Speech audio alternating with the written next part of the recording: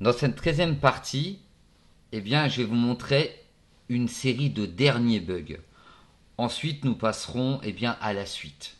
Donc là, vous pouvez vous retrouver, si vous voulez, à trouver un fichier sur Internet, comme je vous expliquais précédemment, mais qui va vous générer d'autres types d'erreurs. Donc là, voyons. Je me suis trouvé ici, on va dire, un bouquin qui est un peu ancien, qui date de 11 années quand même. Donc vous pouvez vous dire, c'est pour ça que ça ne va pas fonctionner, mais pas nécessairement. Le fichier aurait pu être de 2019 ou de 2020. Parce que vous voyez, lorsqu'on exporte un fichier de notre base, au départ, au début, donc comme je vous ai montré précédemment, ça nous indique, vous voyez, une date récente. Donc là, je peux très bien incorporer une base, même si elle a 10 ans, et la réexporter. Forcément, ça va me donner la date du jour. Donc là, le Shopple aléatoire, je vais le fermer. Je vais venir me créer un nouveau bloc-notes. Vous allez vite comprendre ce qu'on va faire maintenant, si vous voulez, la tentative d'une base de données qui concerne des librairies, d'accord. Donc là, j'ai fait un premier test avant, donc je vais l'effacer. Voilà, comme ça, le fichier est vide. Donc là, je vais repartir sur le bouquin que je me suis trouvé sur Internet. Donc vous allez voir que malgré que c'est un bouquin qui a été paru officiellement, nous allons trouver des erreurs. Donc là, vous voyez, c'est le bouquin, si vous le cherchez, créer un site e-commerce avec Dreamweaver 4 et PHP. Donc voilà, donc là, la ligne à la page 81, on va nous demander de recopier, on va dire, notre base de données, enfin le squelette, dans un bloc-notes. Vous voyez, c'est noté ici. Pour utiliser ces codes, recopiez-les dans un bloc-notes. Donc là, c'est ce que nous allons faire tout de suite rapidement. Ça va être un peu long, mais vous allez voir pourquoi. Donc là, je fais fragment pour pas attraper la notation des pages. Et une fois que j'aurai terminé de copier, vous allez voir que je vais vouloir l'importer plusieurs fois. Ça ne va pas fonctionner. Voilà. Donc là, ici, attention, la table, elle n'est pas terminée. Elle continue ici. Et normalement, c'est la dernière page, exactement. Là, vous voyez, j'ai tout pris. Donc, j'arrive là, et voilà. Donc là, je vais enregistrer. Je vais repartir sur phpMyAdmin, donc sur notre page précédente. Je vais venir me créer une nouvelle base. Donc la base, on va l'appeler librairie. Donc à cet endroit, donc là, actuellement, j'ai rien à l'intérieur. Je vais repartir sur mon fichier, donc tout au début. Je vais le nommer librairie. Pareil, pour que ce soit cohérent. Et là, nous allons commencer. Alors, il va falloir être attentif parce que parfois, ça va nous mettre des tables et pas la suivante. Parce que ça va nous indiquer une erreur. On va corriger l'erreur, mais là, il va nous dire « Ah, mais les tables existent déjà » et ainsi de suite. C'est pour ça que c'est mieux de faire le fichier maison, de mettre les tables une par une et de garder votre fichier base de données comme nous avons créé au tout départ. Donc, je vous le rappelle, donc là, mon librairie, il est là. Ce fameux fichier où les tables s'étaient fait très simplement.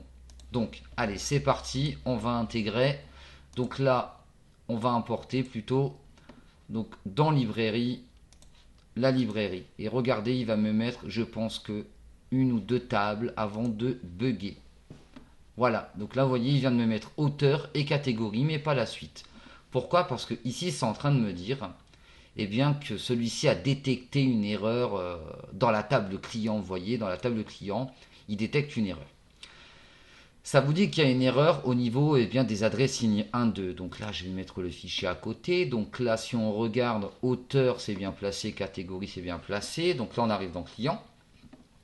Et si on regarde un peu la syntaxe, comment on est censé noter les tables pour les créer, vous allez voir que c'est correct pourtant. Vous voyez, le headline 1, 2, on a bien mis entre apostrophes notre attribut, on lui demande du varchar en 64 caractères max, et on note nul pour pas qu'il soit vide. Et on termine la ligne par une virgule. Pourtant, il n'y a pas de faute. Le code postal, je pense qu'il veut me dire ici, a été fait avec la même mécanique, mais en varchar 5, c'est normal, c'est un code postal. Note nul, il y a la virgule. Donc, il n'y a pas de faute. Mais regardez, vous voyez, moi là, ici, au niveau du mot de passe, moi, j'aurais plutôt dit que celui-ci aurait dû être unique. Vous voyez, c'est un peu ce qu'il fait là, pour l'email. Alors, ici, moi je pense que c'est le default qui cloche. Alors, vous allez voir, je vais modifier. Et là, vous allez voir que, pardon de me répéter, que ça pose problème d'avoir pris un fichier d'extérieur. Là, j'ai enregistré, je vais tenter de le réimporter après avoir corrigé la faute. Et là, ça va me dire que les deux premières tables existent. Donc, je vais choisir de l'importer ici. Donc, il m'a bien pris le fichier, je vais exécuter. Et vous voyez, voilà, ça me dit erreur 1050. Ça veut dire qu'une table existe déjà.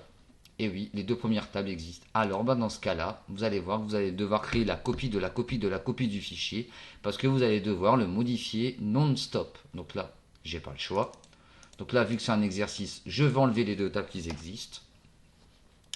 Je vais enregistrer, je vais tenter de le réimporter. Donc là, à chaque fois, avant d'exécuter, regardez bien, si vous voyez, si vous voulez, les tables qui vont se rajouter. D'accord? Donc là, on avait les deux premières, on les a supprimées. Il est censé me faire la cliente et les autres si tout fonctionne bien. Donc là, je vais exécuter. Et vous voyez, le mot de passe, eh bien, c'est parce qu'il y avait default, ça n'a pas fonctionné. Donc pourtant, ça vient d'un bouquin.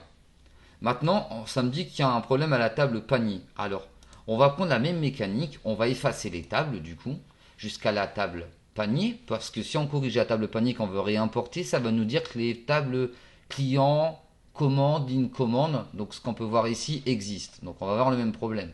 Donc ça n'a pas d'intérêt. Donc là, du coup, la table panier démarre ici, donc je vais supprimer. Donc le début, vous voyez, je le laisse. Hein. Et là, je vais regarder la table. Donc, je vais enregistrer. Et là, qu'est-ce que ça me dit? Ça me dit qu'il y a une erreur de syntaxe près de int10, d'accord? Donc j'envoie un là, j'envoie un là, j'envoie un là. Vous voyez, c'est pas du tout correct. Donc vous voyez, précédemment, dans d'autres eh bien, exemples et erreurs que nous avons vus, ça parlait souvent des virgules là-haut. Et pourtant, dans le premier exemple, vous vous souvenez, j'avais ajouté des O en trop volontairement. Ça me parlait quand même de la virgule. Mais le problème, c'est que là, cette fois, ça peut être une virgule qui pose problème. Ou une lettre. Ou un default, comme on a vu juste avant. Donc là, eh bien, je vais rechecker chaque ligne. Il faut créer la table, shop panier, c'est bien, c'est entre apostrophes, la parenthèse. Donc la parenthèse se ferme ici, d'accord. La fin, elle est pareille que d'habitude, ok. Là, on a l'ID, le client, l'article, la quantité, tout, voilà. Unsigned, c'est normal avec l'auto-increment. Le varchar, ici c'est des INT, donc unsigned, ok. Notre nu, eh ben regardez, ici, vous voyez, il manque une virgule. Pourtant, je l'ai pris d'un bouquin. Donc autant vous dire que même un bouquin peut nous poser problème si on n'est pas attentif. Là, moi j'ai un œil un peu plus avisé, mais vous imaginez, vous faites confiance même à un bouquin ou à un code d'internet et il y a une erreur. Bon, peut-être que j'ai tort, on va tester, mais en tout cas, on est bien d'accord que dans ce que nous avons appris précédemment, ce n'est pas normal qu'il n'y a pas de virgule là. Donc là, comme c'est un ancien code, vous voyez, moi je ne mettais pas de virgule à la dernière ligne. Je vais vous remontrer brièvement. Vous vous souvenez, je ne mettais pas de virgule ici à la dernière ligne. Alors moi, c'est un fichier que j'avais créé moi-même. Eh bien, dans les anciennes versions, visiblement, il ferait ça, comment dire, c'est ce que j'ai vu là juste avant d'enclencher l'engine. Bon, c'est différent, mais vous voyez, ça peut créer des doutes. Donc là, reprenons de manière plus attentive. Je viens de rajouter une virgule parce que j'ai vu qu'il en manquait une. Donc là, j'enregistre et on va repartir tester. Donc là, ça s'est arrêté à la table shop livre. Je vais importer.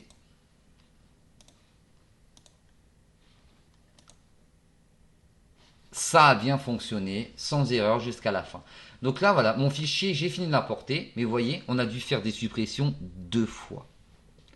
Alors forcément, c'est pas terrible. Donc, je ne peux pas faire de CTRL-Z parce que c'est un bloc-notes, forcément. Donc ça veut dire que le fichier là, il est corrompu, je ne peux plus l'utiliser. Donc maintenant, eh bien, souvenez-vous, comme tout s'est intégré, eh bien, on va utiliser exporter pour ressortir un fichier, on va dire, propre. Donc vous l'exécutez, vous voyez, puis en bas, votre fichier librairie réapparaît. Donc ça veut dire que là, eh bien, vous pouvez venir le réimporter. D'accord? Donc ça, on l'a vu précédemment.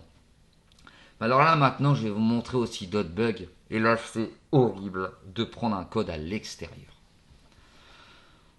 Ce qu'on va faire, c'est qu'on va repartir sur notre table Shop'Lalien. Donc on prend la 1, la 2 ou la 3, c'est la même table, hein, d'accord? Donc ça c'était pour les différents exercices. Je vais vous montrer mon fichier Access. Donc là, vous allez vous dire, pourquoi est-ce que je repars sur une autre table, sachant que là on parlait de la librairie. Mais vous allez vite comprendre. On va prendre un exemple relativement simple. Regardez ici la table catégorie et la subcatégorie. Il existe une relation entre les deux tables par le biais de ID catégorie qu'on a vu dans les cours précédents. Là, vous voyez, je suis allé pourtant prendre le code dans un book et vous allez voir l'énormité de conneries qu'on va voir. Donc, je vais me placer donc sur ma shop catégorie, donc là qui est une table qui est correctement faite. Nous allons regarder la structure. Alors c'est la subcatégorie plutôt que je souhaite.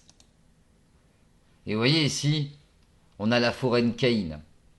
Lorsqu'on avait nous noté la relation avec notre fichier, on va dire créé par nous-mêmes, d'accord?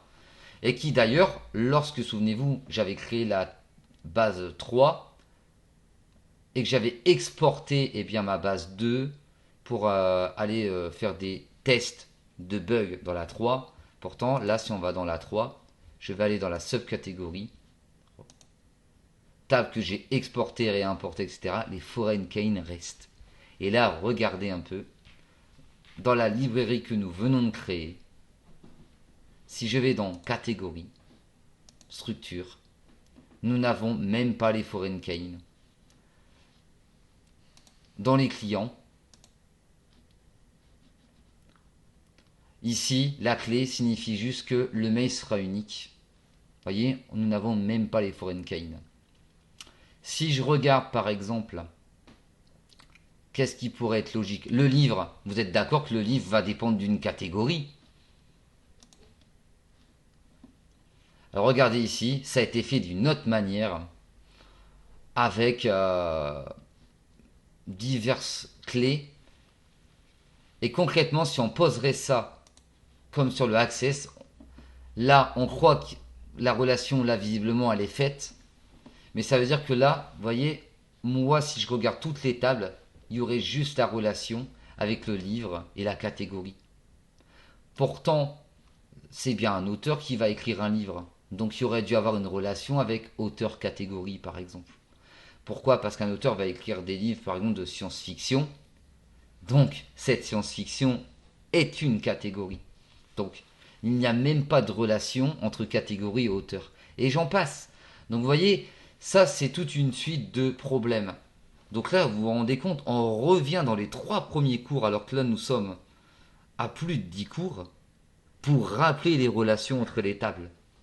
Donc j'espère vous avoir aidé. Si vous venez de découvrir cette vidéo, eh bien je vous invite à revoir, même si vous en avez pour une bonne heure de vidéo, comment comprendre le principe des tables. Donc là, eh bien, nous avons fait un grand tour, d'accord, depuis le départ. Pourquoi? Parce que je vous ai appris à créer des tables, comprendre les relations, comprendre et comment faire pour créer eh bien, le fichier base de données pour créer et importer les tables une par une. Je vous ai montré aussi des vidéos sur comment remplir les tables, comprendre eh bien, des données, notamment pour les chiffres, les textes courts avec varchar varchar, donc les chiffres entiers, donc c'était int, que la primary key était la clé primaire, etc., etc. Donc là, sur la fin, je vous ai montré une multitude de bugs. Donc là, concrètement, si vous avez eh bien, une base prise quelque part, vous n'êtes pas obligé de tout recréer, mais vous voyez que un peu l'impact que vous devez comprendre eh bien, toute une suite d'éléments en fait pour pouvoir avoir la mécanique pour la construction de votre site. Donc c'est hyper important. Moi, ce que j'ai vu aussi, et je suis tombé dans le piège au départ, quand j'ai voulu créer mon site internet, j'ai directement ouvert PHPMyAdmin, j'ai créé mes tables et je n'avais même pas fait... Alors, pire, j'ai créé ma base de données sans penser comment, sans comprendre comment fonctionnaient les tables, etc. Donc voilà, c'est vraiment important de suivre vraiment les étapes par étapes. Donc là, c'est terminé, on va dire, pour la grande phase 1 des cours. Dans la grande phase 2 des cours, eh bien, je vais vous apprendre à utiliser à travers des requêtes diverses et variées, eh bien, SQL. Et là, nous allons revenir au code et je vais venir imbriquer, eh bien, des fragments de code PHP. Vous voyez, tout ce que j'ai dû expliquer avant de faire beaucoup de code PHP. Actuellement, nous avons juste fait les requires, donc pour les portions de page. Et pourtant, il y avait tout un travail derrière, eh bien, qui peut durer 5 heures pour réfléchir au fondement du site. Donc là, je vous retrouve pour la phase 2.